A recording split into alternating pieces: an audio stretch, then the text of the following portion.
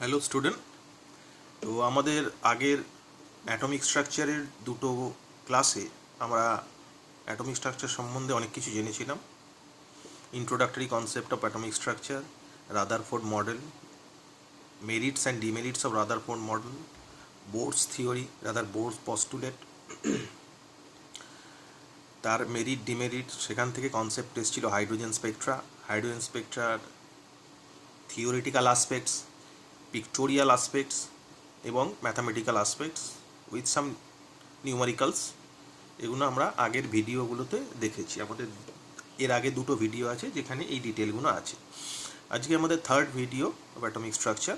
We have a concept of drawbacks of Bohr's theory. Bohr's theory কিছু drawbacks আছে যেগুলো আমাদের জানতে হবে এবং সেগুলো জানলেই আমরা পরবর্তী ফেজে এগিয়ে যেতে পারবো ঠিকঠাকভাবে। এখানে চারখানা ড্রব্যাকস দেওয়া আছে। তার মধ্যে নাম্বার ওয়ান বলেছে this theory is applicable for single electronic system. মানে যেসব স্পিসিসের ক্ষেত্রে, স্পিসিস কথাটা কেন বলছি, কারণ সেটা অ্যাটমও হতে পারে আবার আয়নও হতে পারে, সেই জন্য স্পিসিস কথাটা বলা হচ্ছে। So this theory is applicable for single electronic system such as hydrogen atom, একটা ইলেকট্রন আছে। হিলিয়াম দুটো ছিল, একটা বার করে দিয়েছি, যেমন হিলিয়াম প্লাস একটা ইলেকট্রন আছে। লিথিয়াম 2+ তিনটে ছিল, দুটো ইলেকট্রন বার করে দিয়েছি, একটা electron. So basically Bohr's theory is only applicable for single electronic systems such as this type of species. Second, this theory cannot explain Zeeman effect and Starc effect. এই জিম্যান effect আর Starc effect এই কথাটা নতুন, এগুলো পরে আমরা actually এগুলো কনসেপ্টটা হচ্ছে জিম্যান এফেক্ট হচ্ছে যে আমরা স্পেকট্রাল লাইন দেখেছিলাম, সেই স্পেকট্রাল লাইনগুলো in presence of magnetic field split করে যায়, ভেঙে যায় অনেক লাইনে। তো splitting of spectral line in presence of magnetic field is known as Zeeman effect. আর what about Stark effect? Definitely magnetic ফিল্ডের প্রেজেন্সে যদি স্পেকট্রাল লাইনের স্প্লিটিং হয় তাহলে ইলেকট্রিক ফিল্ডের প্রেজেন্সেও স্প্লিটিং হবে।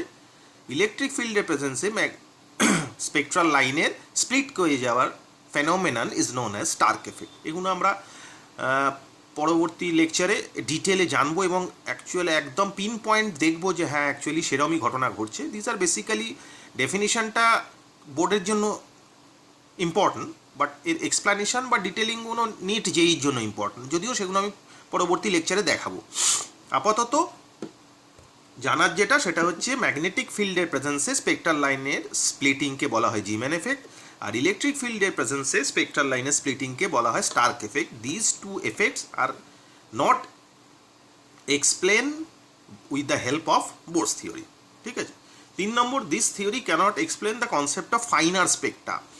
সূক্ষ্ম বর্ণালী বোরের তত্ত্ব থেকে ব্যাখ্যা করা যায় না। সূক্ষ্ম বর্ণালী কি সেটাও আমি দেখাবো পরবর্তী ফেজে। The last one, this theory cannot explain Heisenberg's uncertainty principle. এটা আমাদের সিলেবাসে আছে, পরে আপাতত টার্মটা মনে রাখো, পরবর্তীকালে আমি পড়াবো, ডিটেল দেখাবো, তখন বুঝতে পারবো what is Heisenberg uncertainty principle. Heisenberg যেমন সায়েন্টিস্টের নাম, তার নাম অনুসারে তিনি যে প্রিন্সিপলটা দিয়েছিলেন, that principle is known as Heisenberg uncertainty principle. সেটা বোরস থিওরিতে এক্সপ্লেন করা যায় না। So these are the 4 defects of Bohr's theory. ঠিক আছে। Since Bohr's theory is defective, definitely এর মডিফিকেশন প্রয়োজন, পরবর্তীকালে আমরা আসবো। তার আগে বোরস থিওরির ভেতরে আরও যেসব টার্মগুলো এসছে সেই টার্মগুলো সম্বন্ধে একটু আমরা জেনে নেব। One of the most important terms are orbit and orbital. খুব ইম্পর্ট্যান্ট জায়গা, কনসেপচুয়াল জায়গা, ভালো করে দেখতে হবে। These are very very important for board as well as NEET এবং জেই। তো হোয়াট ইজ অরবিট? এখানে একটা পিক্টোরিয়াল আমি দেখিয়েছি, একটা ইলেকট্রন মাঝখানে নিউক্লিয়াসকে রেখে সার্কুলার অরবিটে ঘুরছে, এইটাকে বলা হয় অরবিট, যেটাতে ঘুরছে। এইভাবে যদি দেখায়, আর ইলেকট্রনটা যে জায়গায় আছে সেইটাকে বলা হয় অরবাইটাল। মানে এমন একটা জায়গা যেখানে ইলেকট্রন পাওয়ার প্রবাবিলিটি ম্যাক্সিমাম, সেটাকে বলা হয় অরবাইটাল। হোয়াট এভার একটু ডেফিনিশনটা কীরকম, কনসেপ্টটা কীরকম? অরবিট কাকে বলে? May contain 2 or more electrons are known as orbit. What about orbital? Orbital এটা কক্ষ, এটা কক্ষক বাংলায়। অরবাইটাল কি? Space where probability of finding electron is maximum, যেটা আমি বললাম। ক্যান হ্যাভ ম্যাক্সিমাম 2 ইলেকট্রনস, তার মধ্যে ম্যাক্সিমাম 2টো ইলেকট্রন থাকতে পারে ওই অরবিটের মধ্যে, অরবাইটালের মধ্যে। ঠিক আছে। এবার এই যে কনসেপ্টটা দিলেন অরবিট এবং অরবাইটাল, কক্ষ এবং কক্ষক, এর কোনো ক্লাসিফিকেশান আছে কি, মানে জাস্ট ডেফিনিশন না? ক্লাসিফিকেশান ডেফিনেটলি আছে। টাইপস অফ অরবাইটালের আছে S orbital, P orbital, D orbital, F orbital, G orbital. These are the symbolic representation of the orbitals. এবার এগুলো কিভাবে এলো, কি থেকে এগুলোকে আইডেন্টিফাই করতে হয়, কোনটা কিভাবে লিখবো, কাকে কার পরে লিখবো, সব ডিটেল আলোচনা ডিসকাশন আমাদের পরবর্তী ফেজে হবে। সো জাস্ট আগে টার্মগুলো একটু জেনে রাখার জন্য সেটা প্রথমেই বললাম যে কিছু কিছু টার্ম আছে যেগুলো আমাদের একটু জেনে রাখতে হবে, ঠিক আছে? এরপরে একটা কোয়েশ্চেন আসে যেটা মাঝে মধ্যেই মেনলি নিট জেইতে বেশি আসে, তবে বোর্ডেও এসেছে কয়েকবার, সেটা হচ্ছে নোডাল প্লেন। নোডাল প্লেন কাকে বলে? নোডাল প্লেন হচ্ছে স্পেস হোয়ার ইলেকট্রন ডেন্সিটি জিরো, এমন একটা জায়গা যেখানে ইলেকট্রনের ঘনত্ব নেই বললেই চলে বা জিরো, ঠিক আছে? এখন এই যে অরবাইটাল আপনি বললেন, এর সাথে এর রিলেশন কি সেটা একটু দেখে নিতে হবে। তো এস অরবাইটাল অ্যাকচুয়ালি এখানে কনসেপ্ট যেটা, এস অরবাইটাল হচ্ছে দেখতে কিরম, স্ফেরিক্যালি সিমেট্রিক্যাল, গোলাকার,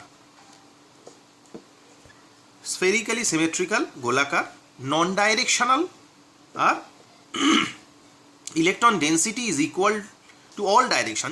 স্ফেরিক্যাল তাহলে প্রত্যেকটা দিকে ইলেকট্রন ডেন্সিটি একই টাইপের হবে, আর a nodal plane zero. This are the points regarding S orbital. P orbital, S orbital দেখতে এরকম লিখে দিয়েছি। পি অরবাইটালে ডাম্বল শেপ, ডাম্বলের মতো দেখতে, এই যে dumbbell. Nodal plane zero, directional দেখতে কিরম। পি অরবাইটালকে অ্যাকচুয়ালি তিনটে ফেজে ভাগ করা যায়, যেহেতু আমরা জানি we have a 3 dimensional picture, তাই তিনটে অ্যাক্সিস আছে আমাদের, পি এক্স, এই X axis, Y axis and Z axis. সেই অনুযায়ী পি এর যে অরবাইটালটা আছে তিনটে অ্যাক্সিসে ইলংগেট করলে হয় P X, P Y, P Z orbital. P এক্সকে দেখতে কিরম, এইরকম, এক্স অ্যাক্সিস অনুযায়ী সেটা ইলংগেট হয়ে আছে। নোডাল প্লেন কোনটা, যেখানে ইলেকট্রন নেই, তাহলে এক্স অ্যাক্সিসে যেহেতু এটা আছে, তার মানে ডেফিনেটলি এক্স অ্যাক্সিসে ইলেকট্রনের প্রবাবিলিটি পাওয়া ম্যাক্সিমাম, তাহলে এক্স অ্যাক্সিসে হবে না, তাহলে নোডাল প্লেন কোনটা হবে, অন্য দুটো অ্যাক্সিস। তো লেখা আছে নোডাল প্লেন ওয়াই জেড।